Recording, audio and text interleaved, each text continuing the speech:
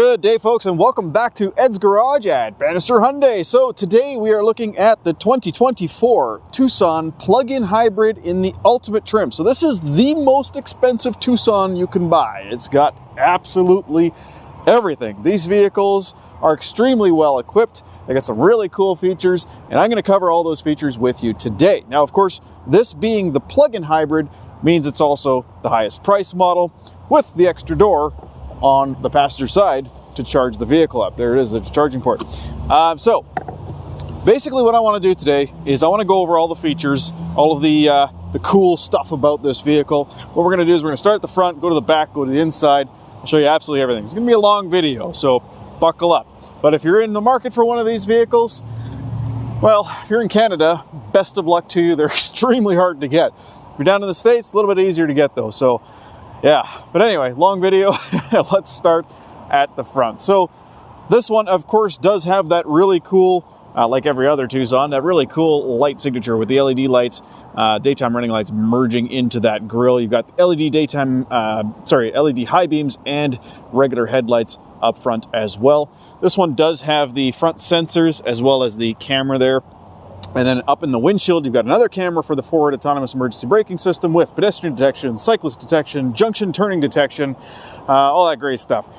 It's got above that a sensor for the auto wipers as well. So lots of automated functionality. You've even got the forward-facing radar system there for the adaptive cruise and the autonomous braking too. On the side here, you can see we got these beautiful 19-inch aluminum alloy rims. Nothing's changed for 2024. There's still a 235, 55, 19. That's a Michelin Primacy all-season tire. So really nice rims. You can see we got the little sensor here on the side as well. And there's one on the back on the side too for a system called Smart Park. So let's demonstrate that next. All right, so Smart Park is pretty cool. Check this out. The key itself has got tons of buttons on it, yeah? So first thing I'm gonna do, I'm gonna remote start the car. So there we go. So the car is now running. Now, of course, being a plug-in hybrid, it's actually running off of electricity right now. But then I'm going to hold this button on the key fob here, and you're going to see what it does. Watch the tire there. Whoop, straightened out. And then it moves. That's right. You can move this vehicle forwards and backwards using the key fob. As you can see, there is nobody inside the car. I just did that with the key fob. And of course, I can go backwards as well. So I can hold this other button and then the car will go backwards. So if you're in a really tight spot, maybe you got no room to get in or out of the car, that is pretty cool because now you can actually pull the car out of a tight parking spot. I actually use this on my own vehicle quite often to get it in and out of the garage. If I've been working in the yard or working in the garage or something and I'm dirty and I need to make some space in the garage, I don't have to get into the car with my dirty clothes to move the vehicle out. So really great feature, and I use it way more than I thought I would. Anyway, let's continue on the side here. So you've got the little camera there on the mirror, because of course this one does have the top-down 360 camera system, which I'll show you later. With the marker lights on the mirrors, there is a light inside the mirror there for the blind spot monitoring. You've got proximity entry, so there's the push button to unlock and lock and unlock the doors. There's also a light inside of here that comes on when you approach the vehicle. And then coming around the back here, there's of course your fuel door. And as I mentioned, there's a sensor right here on the side. That's also for the Smart Park system because it actually checks to see if there's anything around it. It'll kind of move a little bit if it needs to. Really, really nice lighting signature back here, guys. You can see we've got actual orange, like proper amber turn signals. And then all of your brake lights and daytime running lights are all incorporated into this. This is actually a full running light as well, so that's kind of cool. And you'll notice there's no windshield wiper back here, window wiper, because it's tucked up under here. So you got that beautiful aesthetic back into the vehicle, not broken up by an ugly window wiper. How many more compact SUVs do you see that in? Not many. All right, there's the backup camera right there. And there's also another cool feature back here, and that is smart tailgate. So what I'm going to do, I have the key fob in my pocket. I'm going to go wait here for a few seconds, and boom, the tailgate opens up all on its own. So no little dance required. It's just automatically opening up. And of course, the tailgate opens up very, very high as well. I can actually stand underneath the tailgate. I'm 6'2", by the way. You can see how much room I got above my head here. It's quite a bit. Right here is the button to close it. You can also adjust the max height that this opens so that it stops at the same amount every time. All right, having a look in the cargo area here, 32 cubic feet behind the rear seats, 66.3 cubic feet with the seats folded down. So this is a very, very large capacity space here. And it's got some nice little features as well. I can fold down the seats very, very quickly and easily by pulling these handles. Sorry, it's just getting stuck on the plastic of the seat there. This vehicle is still very wrapped up on the inside, so I gotta move some stuff around. But the seats, when they fold down, they do go down pretty flat. I'll show you that in a minute. Back here, you've also got a 12-volt power outlet. And then underneath the floor, a little bit of a storage organizer. Of course, there's some battery under there. So no spare tire on these, but you do get the tire mobility kit. And of course, you have the charging cable there that you can plug into a regular 110-volt wall outlet in North America. So fully charged would take on this one from 0 to 100% about 7 hours, if I remember correctly, 7 or 8 hours. Say plug it in and overnight it's full. So that's all you got to do. Other than that, back here, not much to talk about. So we're going to go around to, you know what, we're going to look under the hood first, and then we'll go into the back seats. Under the hood of the 2024 Tucson plug-in hybrid Ultimate, you have a 1.6 turbocharged engine mated to an electric motor, mated to a 6-speed automatic transmission. So no silly CVTs, no dual clutches in this, just a good old-fashioned bulletproof automatic transmission. Now, the combination of that 1.6 Smart Stream engine and the electric motor gives you 261 horsepower, 258 foot-pounds of torque, which honestly is quite a bit for this little guy. This vehicle actually accelerates pretty quick. But even that, under here, you still got, you know, this nice insulation under the hood to reduce a little bit of engine and road noise. A little bit of coverings over here for the same reason. So it's actually a pretty quiet vehicle. Relatively easy access to everything. There's a decent amount of space in here. It looks full on video, I'm sure, but there's actually, you know, a reasonable amount. I can get my hand all the way down there. So, you know, maintenance on this is not going to be terrible. You have separate cooling for the electric motor. There's your gas engine cooling there, all the high voltage lines and everything as well. Now, you may be wondering why this has a regular bulletproof automatic transmission instead of a more efficient CVT or dual clutch. And that's because Hyundai realized that there really isn't a need to have a more efficient transmission because you can use the electric motor to fill in the gaps whenever the transmission is changing gears. So what they decided to do was put a more reliable transmission in there and really not losing any efficiency because of the fact that you got the electric motor there anyway. Then furthermore, on top of that, some competition actually puts the electric motor between the rear wheels in order to give them all-wheel drive. Hyundai has decided not to do that, so there is a mechanical link between the front wheels and the rear wheels. Now, that takes away a little bit of efficiency. However, if you're stuck in the snow, you're not going to have to worry about that electric drive motor in the back overheating like some of the competition. So I won't mention who, but unfortunately, if you have an electric motor back in the back of your hybrid SUV, it's going to overheat if you get stuck in the snow for more than a minute or so.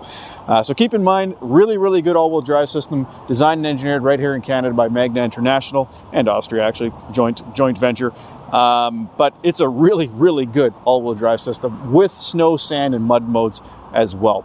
Let's check out the rear seats. All right, so before I sit in here, I wanted to show you. So this is kind of where the seat stops when you just pull the little lever back there. But if you push it down, it locks into place. Now, find another manufacturer that does that, and you'll be hard pressed. Most of them, the seat just kind of flops down. So when you go over bumps, they tend to bounce as well. But the other nice thing is you can just do a one-handed movement to release it and then lift it. There we go.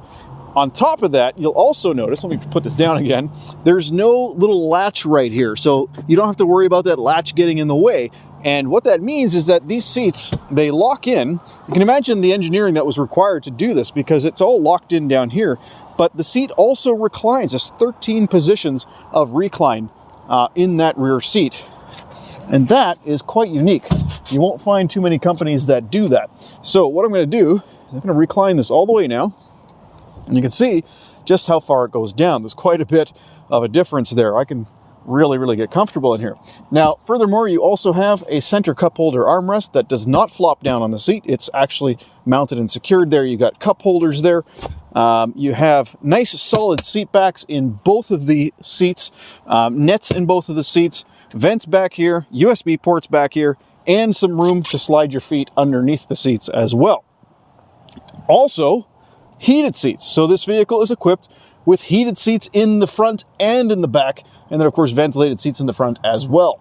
Speaking of the front, now that we've checked out back here, let's check out up there. Now I'm going to want the car running when we're sitting in it to show you all the features. So I'm going to go ahead and remote start, because there's one other feature that I really like, and that is the ability to basically jump in after you've remote started and not have to worry about starting the car a second time. So we're in the car. Most manufacturers, you have to go ahead and press the start button again. This one just comes to life. The seat goes back to the last position, which, by the way, you'll notice it moved forward, so there's even more room in the back. Check this out. The rear seat passengers also get to take advantage of this massive, I think best in class, panoramic sunroof. So not a lot of people know this, but Hyundai is actually the only company that manufactures their own steel. So they use a lot of advanced high-strength steel, especially in the pillars. So the A, B, and C pillars have advanced high-strength steel, which also allows a larger panoramic sunroof. You don't have to worry about these sunroofs leaking either, because they sit down on top of the seals, not inside the seals like older traditional sunroofs. And of course, they do have drains just in case. All right, let's start going over the copious amount of features in this beautiful Tucson plug-in hybrid. Starting with these seats. They are super comfortable. These are some of the best seats that Hyundai produces. I've done a road trip in a Santa Cruz, which had the exact same seats as the Tucson, and I can tell you I didn't have that numb butt feeling that I got in Santa Fe, actually, during the same road trip. I drove one up and then one back, basically, and the seats in this vehicle, or the seats in the Santa Cruz and the Tucson, are more comfortable than the old Santa Fe, so that was a bit of a surprise. But we have an 8-way passenger power seat and a 10-way driver power seat. So lots of manipulation. You can tilt it, you can raise it, you can lower it, forward, backward, obviously, lower back support in the power on the driver's side as well. And that's also tied into the memory systems. You got memory seats and mirrors, as well as 2 user accounts for the infotainment system, which covers everything like your interior lighting level, your ambient lighting color, your temperatures, all that stuff. Really, really cool.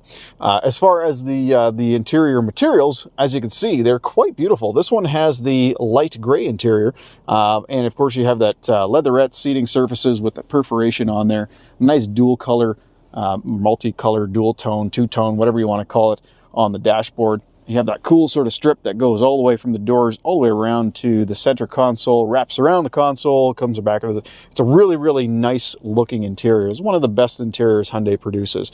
And on top of that, you also have this ambient lighting. As you can see, that blue hue coming from the door there. It's also coming from out of here and then down on the sides as well. And the cool thing is you can actually change that. There's 64 available colors that you can choose from for the ambient lighting. But let's start with all of the buttons, and then we'll get to that screen in a bit here. So first off, you have the memory controls on the left here. Pretty simple, straightforward. You got the window mirror controls down here. Down beside the steering wheel, you have your dimmer switch right there, the trunk button. You have traction stability control, and then you have the button to open up the gas door. Now, of course, the gas door and the charging door, sorry, this is for, what is this for? Yeah, this is for the gas door. The charging door, you just push and open. That one actually opens up the fuel door. So on the steering wheel, you have automatic headlights, automatic high beams, and also has the one-touch turn signal, so you can tap it and it turns. Check this out. When you put the signal on, it actually shows you a view down the side of the car. Don't worry about the flickering. That doesn't actually happen in real life. And then the right side comes up when you put the right signal on. On the right-hand stalk, you can see we have the auto wiper system. And one thing that Hyundai does really, really well is whenever you change the wiper settings or the headlight settings, it actually shows you in this screen what setting you're on. So you don't have to look at the stock and try to figure it out by moving the stock up and down and whatnot. It just shows you on the screen what setting you're in. So that's pretty cool. On the steering wheel itself, you have the paddle shifters. So you got the gear up, gear down here. This is gear down. And then, of course, you have the controls for your media system. You can see more flickering from those LED lights. Those don't actually flicker in real life. To me, it just looks solid. So voice recognition for the built-in system, as well as Apple CarPlay, Android Auto. You have the mode button here, which changes where audio is coming from. Your volume is also a mute button if you press it. You got your next song, previous song, or next track, previous track, next preset, previous preset. answer phone calls, and then this one is customizable. So I usually set that to go to the home screen. So I'm going to go ahead and do that now, but you can also set it to reject phone calls. And then on the other side of the steering wheel, you have the cruise control settings here. Of course, this one is equipped with adaptive cruise control, so this will change the distance that it's following the car in front of you. You have increase speed, decrease speed, pause, resume, and then this one will turn on cruise and set your initial speed. These two buttons here go through stuff on that screen. We'll get that out in a bit. And then this one is the lane keep assistance. So pressing that turns the lane keep assistance on at any speed, whether or not you have cruise control turned on. The steering wheel itself is a fully heated 360 degrees all the way around, leather wrapped tilt and telescopic wheel. Really nice look to it. Very, very comfortable. Good bolstering up here at the 10 and 2 positions. So yeah, really, really comfortable, nice steering wheel. The center console, reasonably sized. In front of that, we have our shift-by-wire transmission, so it's a simple matter of putting your foot on the brake and then pressing the button that you want. And what's really nice about that is if you forget to put it into park, it does it for you automatically when you open up your door or when you shut the car off. It goes into park instantly. Right below that, you have your e-brake here, so lifting that will set the e-brake. Putting the car into driver reverse will turn the e-brake off. You also have the auto hold button there as well. Right above those buttons, you have the drive terrain and sport or drive mode selector. So moving this little toggle switches the drive mode that you're in. So you got eco mode, which is going to save you fuel on the highway. Sport mode is going to tighten up the steering wheel, give you more low end kick, and keep the engine on longer. Smart mode is going to determine what to do best based on how you're driving. And then if I hit the drive terrain button and then move down, you can see we have snow, mud, and sand, which of course is going to manipulate the all-wheel drive system, the traction control system, lock the center differential, start you off in second gear, that sort of thing. It's going to manipulate all that stuff to make it the best way it can be for those types of scenarios. Right along the top edge here, we have our ventilated seats, heated steering wheel button. We got hill descent assist, our parking sensors, the camera button, which I'll talk about in a moment, and then of course the passenger seat heater and ventilator. And then in front of that, we have our wireless charging pad on an angle here, which leaves this other section here open up for whatever. We have our USB port for wired Apple CarPlay and Android Auto. Unfortunately, it does not have wireless Apple CarPlay and Android Auto yet. Whether or not they're going to do that for the Tucson is up in the air right now. So other Hyundais that are coming out now do have wireless Apple CarPlay and Android Auto in every trim level. For the Tucson, it's only the vehicles that do not have built-in navigation that have that. But you do have wired Apple CarPlay and Android Auto. If you want to make it wireless, though, check in the description of this video because I've got a link to a video where I show how you can make it wireless by getting a cool wireless Android Auto box, which gives you a heck of a lot more. It gives you wireless CarPlay, wireless Android Auto, allows you to watch TV on your car screen, play games, browse the internet, edit documents, whatever you want to do. Basically turns your screen into a computer. It's really, really cool. I highly recommend. Check it out in the description below. It'll also pop up at the end of this video. Also down here, you've got your 12-volt port, so that mimics the 12-volt port in the back. You've got your wireless charging indicator and then another USB port to charge other devices. All right, above that, in the very highly reflected piano black section here, you've got your climate control system. Now, this vehicle is equipped with automatic dual zone climate control, which you can synchronize if you want, but 3 levels of automatic climate control, which is nice to see. And you'll also notice that it has, along the bottom here, a diffuse button. That's because when you press diffuse, it diffuses the air through these tiny little holes in the dashboard, so you're not getting blasted with air. The other nice thing about this system is when you use the windshield washer fluid, you'll notice it actually automatically recirculates the air, so you don't have to smell the washer fluid. But furthermore, what's awesome about that system is it'll also do that when you drive through a tunnel. As you can see here, activate, recirculate when you drive through tunnels, so you don't have to smell the windshield washer fluid or the tunnel. That's pretty cool. Check this out. You also have automatic steering wheel warmer and seat warmer or ventilation. So if your car is actively trying to get to temperature, it's going to turn on the heated seat and heated steering wheel automatically, which is awesome. All right, the rest on here is pretty straightforward. You have your front defrost, driver only option that shuts the entire passenger side off to save fuel or save energy. Oh, by the way, there's another button here I totally forgot to point out. This HEV button. So you can actually put the vehicle into one of 3 different modes. I'm going to switch over to the screen here so you can see what I'm talking about. Let's zoom in.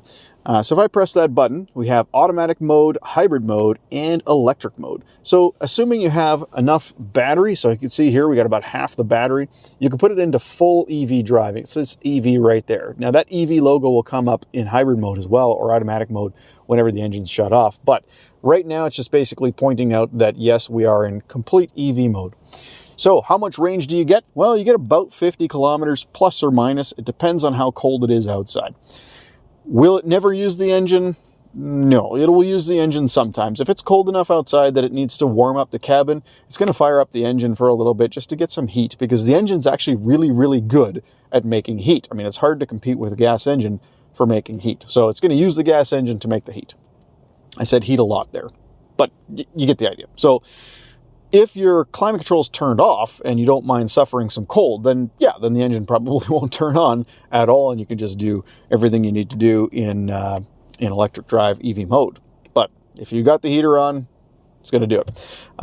Air conditioning, on the other hand, it can actually do that without the engine on, so that's pretty cool. So in the summer, you're really going to get a reasonable amount of range off the EV drivetrain. All right, we're going to skip the screen for a moment and go up to the rear view mirror. We've got home link buttons here, so 1, 2, 3. One of them actually has two-way communication, so if your garage door is closing or opening, it'll actually indicate that here. But basically, yeah, it's for garage doors and gates, and it's an auto-dimming rear view mirror. Up on the headliner, you can see we have call for roadside assistance, call for emergency assistance. We have all the lights on, map lights, of course, all the lights on when the doors open, and then control for the sunroof and sunshade. The sunshade, by the way, is 100% light blocking and can be stopped anywhere along the way. We have sliding sun visors on both sides with mirrors and lights. So that's cool. But before we talk about that screen, I want to go over some of the options on the instrument cluster.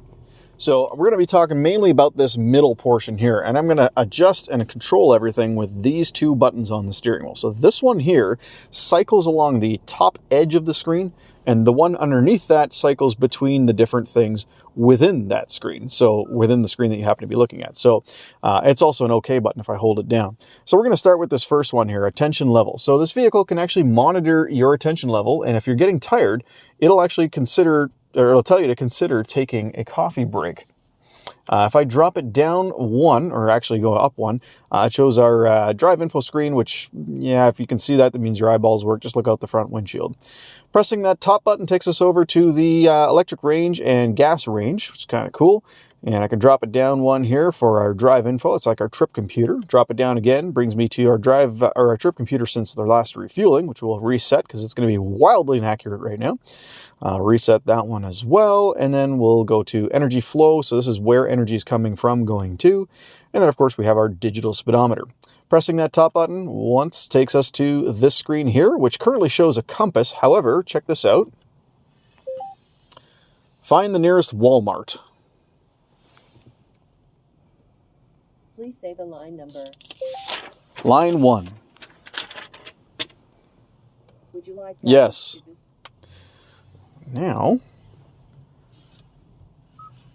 please proceed. There we go. So now it's actually going to show us our turn-by-turn directions on this screen, or our time to destination and distance to destination. All right, pressing that top button again takes us to our all-wheel drive info screen. This just shows where power is going to, like what wheel's actually getting power as you start to accelerate.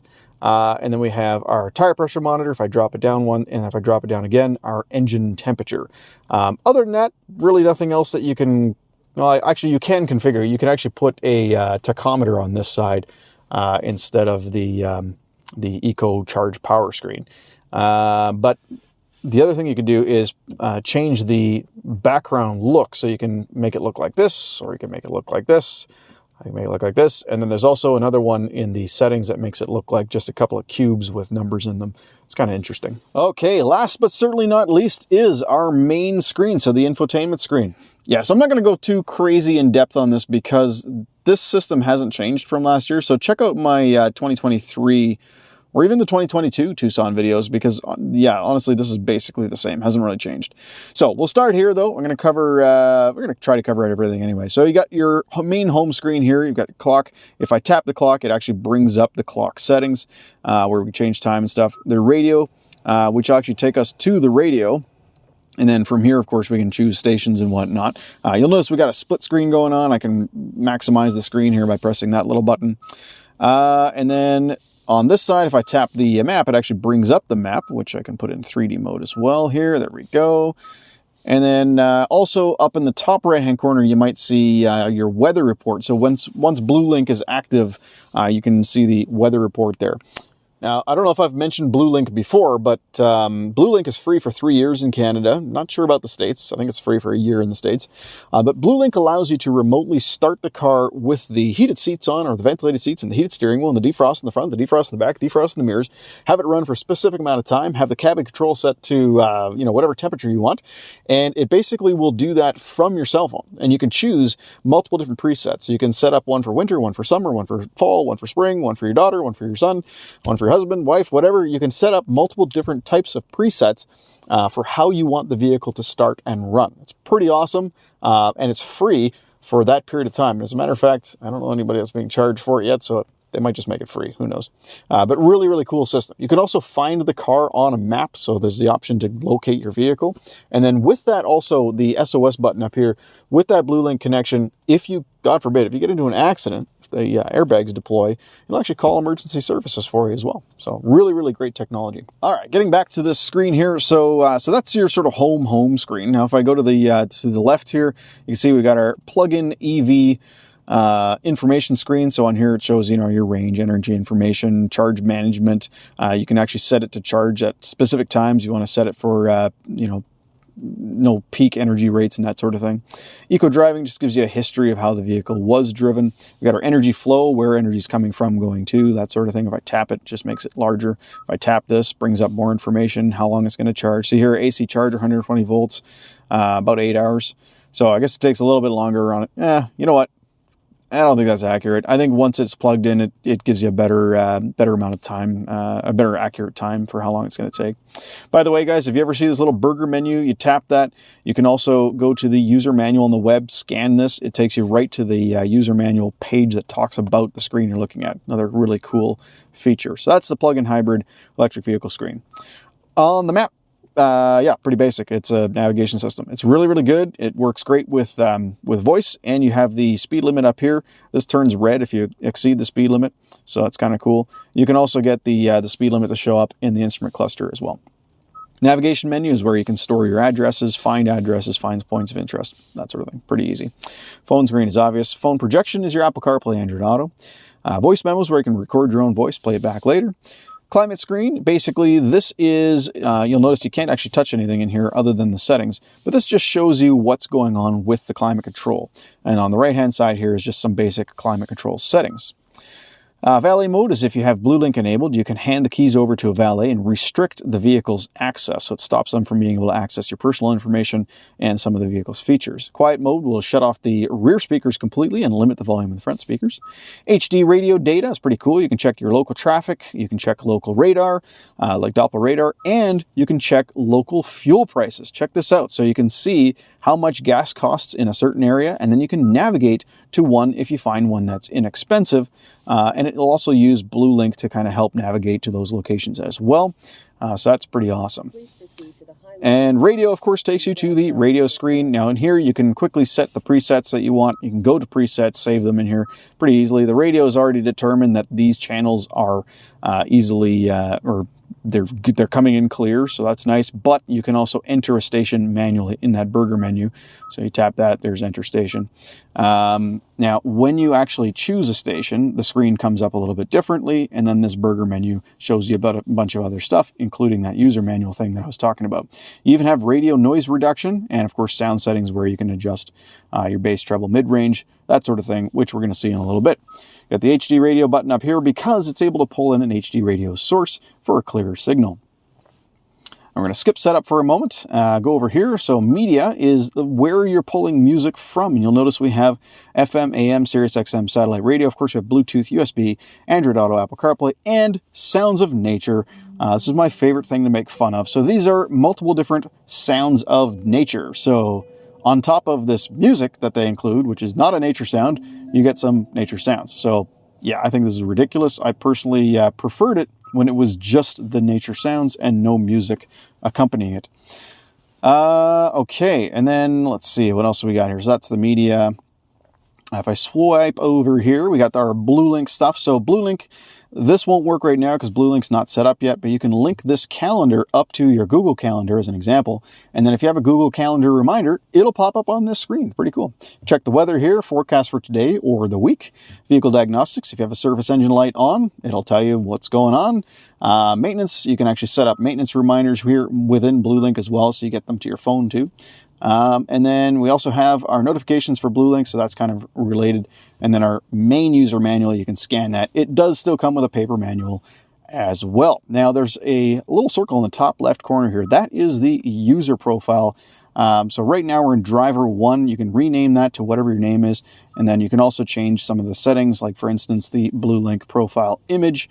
You can link it up to your BlueLink account as well. Pretty awesome what you can do there. And of course that, as I mentioned, will save a lot of your settings on the radio as well as some of your vehicle settings.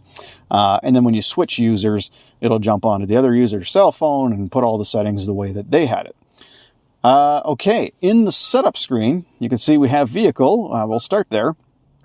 So under vehicle settings, you can see we got driver assistance settings, which gives you things like the ability to change let me see here, your forward autonomous emergency braking and your lane safety and blind spot safety and parking safety and what type of warning methods, because it even has haptic steering. So if you have a warning come up, it'll actually vibrate the steering wheel and it'll give you a little audible tone as well. There is a ton of things in here that I'm not going to cover right now, because just assume that this has every single safety feature you've ever heard of, because it probably does. It's a very, very, very capable vehicle when it comes to that. Under Eco Vehicle, you can see we got our coasting guide. That's if you want to really, really save fuel. This will actually help you do it by guiding you to coast properly. We have our cluster settings. Welcome sound is kind of cool there. Tachometer display. This is where you can turn on the tachometer for the different drive modes if you want. Under climate is basically the same settings that we were looking at before. Seat, you can have well, we already looked at that as well. It was in the climate settings as well. Let's go to ambient light, because here is where you can change the ambient lighting color. And this is where I'll show you. So right now, as you can see, there's a little bit of blue coming out there and a little bit of blue coming out here. So if I press red, there we go. See that? It changed.